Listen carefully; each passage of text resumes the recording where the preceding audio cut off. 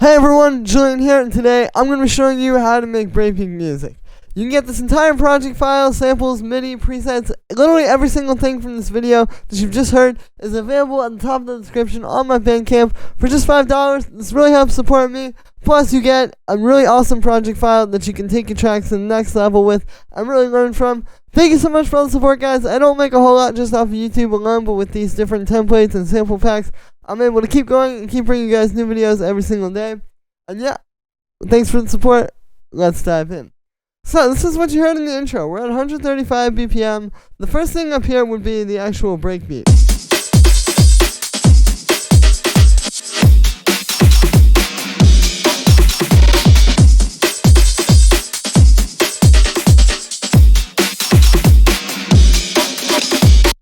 So basically, the way this is working is it's like two parts. We have our breakbeat loops.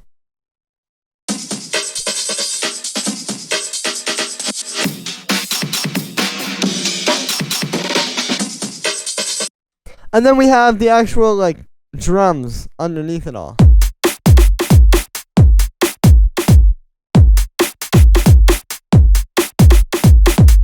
And so this is a really important thing to keep in mind right off the bat here is like, you know, when you're making these kind of breakbeats, I think a lot of people think it's just having the breakbeats, like having this loop. But that's actually only part of it. Because like if you try to take that and just use that for your whole drums, you can hear it doesn't have nearly as much punch like in the kick and the snare, and it's just not going to be nearly the same as when you kind of take that and then add like this kick and snare and hi-hat underneath it, where those things are just focused on being really punchy and fat, and then the breakbeat can just kind of sit on top of all that. So that's how you want to think about it, you know, because you really need these to stand on their own, right? Like, you need to be able to take that and turn off the breakbeats, and it's still kind of like smacking through the mix like that, right? The breakbeats are actually just kind of like the percussion on top of it. But again, I think when you're hearing these tracks, you think like, oh yeah, just, you know, get the breakbeat, get an amen break or whatever, and then that'll essentially be it. But no, like, you have to take those, and then it's kind of like making them more modern and punchy with the drum samples underneath. And for the actual drum samples, it's all pretty simple, right? It's just like, you know, a nice punchy 909 kick.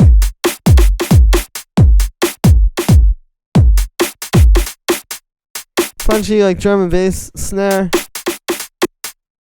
And then just this hi-hat. It's almost like a UK garage beat. And then for the break beats, you can see what's happening here is these are being chopped up very carefully. So we have like kind of two phrases, right? You have like this half and then the second half to it.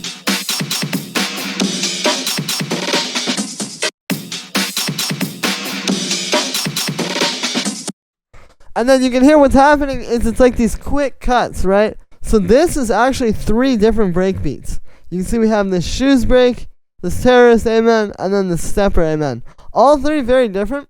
And what you do is you make it like one beat, right? Where like, right, it's right, the standard like breakbeat pattern. But then we have all that movement in there because it's flipping between three different breaks. So that's something to really play with. And over here, I did it actually just with one break, but you can see it's got like, there's like that reverse at the end there, so you kind of get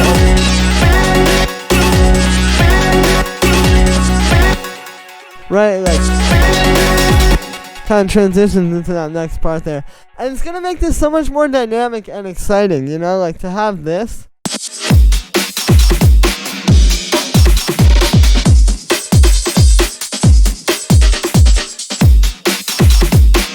Like I said, like you can hear it's just a lot more ear grabbing, and it's gonna make your track a lot more full and powerful. So then we have the bass.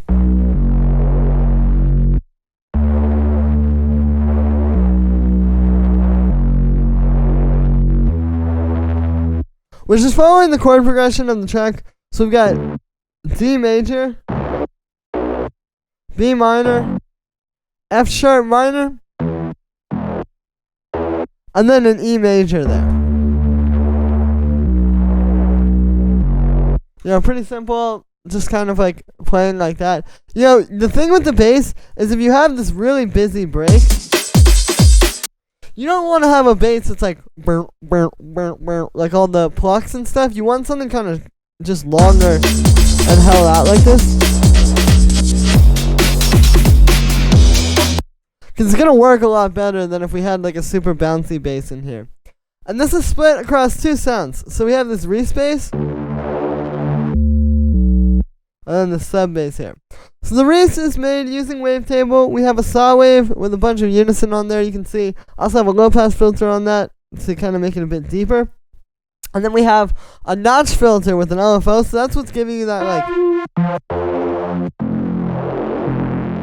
You can hear when I turn that off. Put it back on. Yeah, so that's what's giving you that like modulation. Like when we turn off the LFO. It's like that kind of sound. It's actually almost like a neuro type of bass, but it sounds really good here. You know, it gives this a lot of movement. And then we just have a bit of chorus, some overdrive, and then a high pass, because you actually don't want this to be in the way of the sub bass. And then for the sub, it's really simple. It's just made with operator. It's a square wave with a little bit of FM from the sine wave here. And then we're just low passing it. So you get this big fat square wave. But then putting the low pass on, you're basically just soloing the low end.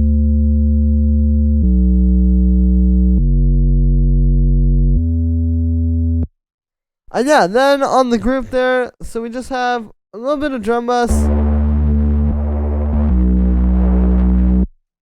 a bit of EQ, just cutting out a bit of room for the low end and the kick, and then you can ignore that. Then we have this house piano.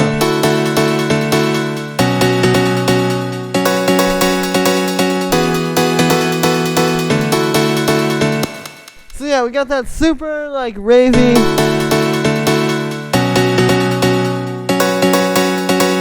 kind of classic house piano thing going on there. Now, there's kind of like two things, right? There's the chord progression again, which this is following again. D major, B minor, or D major, B minor, F sharp, minor, or major, and then that E there. But then there's also like the melody that's happening with these top notes, like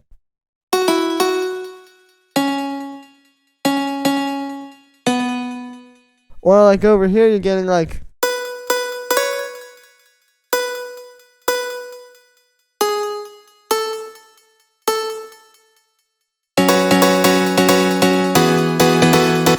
right, and that's what you're hearing. You're hearing like that.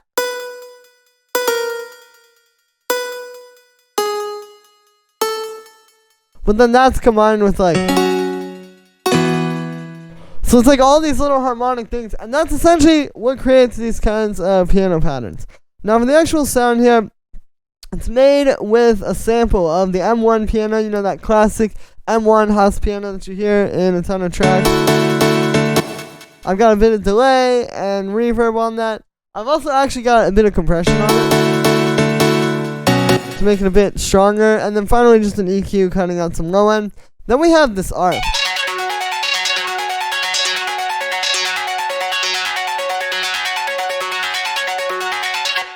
And so yeah, this is just in the same key with the piano. Like if we're in D major, we're using, so we got like the major third, a major seventh, another major third, the fourth, the fifth,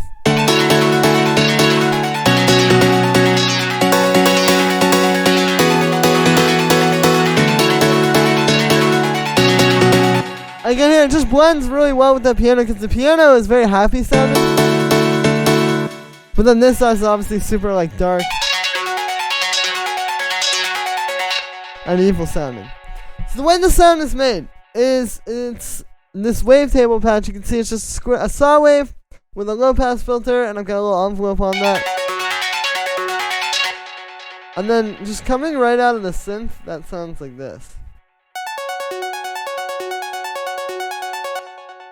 So then we have this saturator here, which is on the a bit warmer setting, but I'm using this sinoid fold on the color down here, which is like that really crunchy, like wave shaper type of distortion. And what's happening is this depth knob right here. That's what creates that like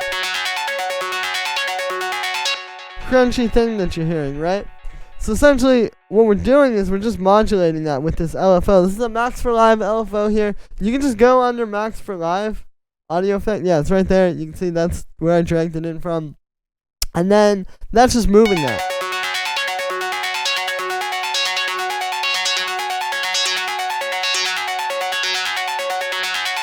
Oh yeah, it creates a really cool sound. And the second part of that is this wiggle right here. This is Ableton's flanger.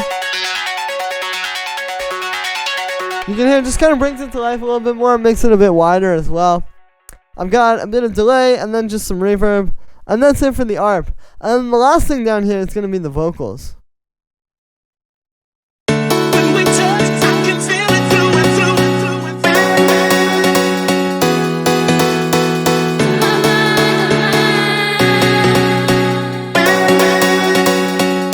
So yeah, pretty simple stuff, you know, it's just like some classic ravey vocals.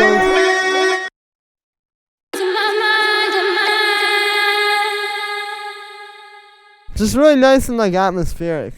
When we touch, I can feel it through and through and through and through. And that one's kind of like the hook right there. When we touch, I can feel it through and through. You see, the processing is pretty simple too. Like, the thing, I think people always want to know, like, what's the magical vocal processing that's going to make it sound, like, ravey and have all that character. The truth is, like, that doesn't really come from processing. Like, that comes from, like, the sample you're using, you know? Like, the melody, the words it's saying, the actual, like, texture of the sample. Like, I would say spend time really focusing on, like, finding samples that are, like, 95% of the way there texturally.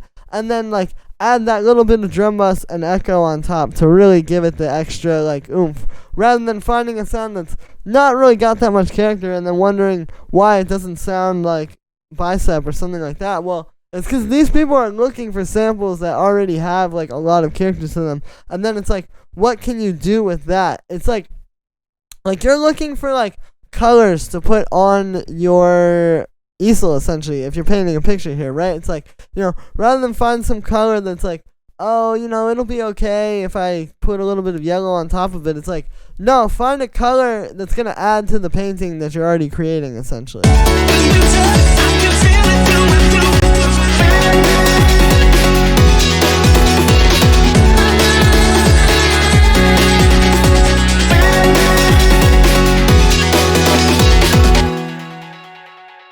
And yeah, so that's gonna be it for this one, guys. I hope you enjoyed. As always, make sure to like this video as well as subscribe, and let me know what you think of this video in the comments. Like I said in the beginning, you can get this full project file, samples, MIDI, presets, everything from this video is available right at the top of the description on my website. So definitely go grab that. It really helps support me, and it's gonna support you making the best tracks that you've ever made in your life and getting where you've always wanted to be. Thank you so much for all the support, guys. It really helps keep me going. I don't make a whole lot off of YouTube, but with these sample packs, I'm able to keep bringing you guys new videos all the time and showing you new stuff that sounds better than anyone else out there.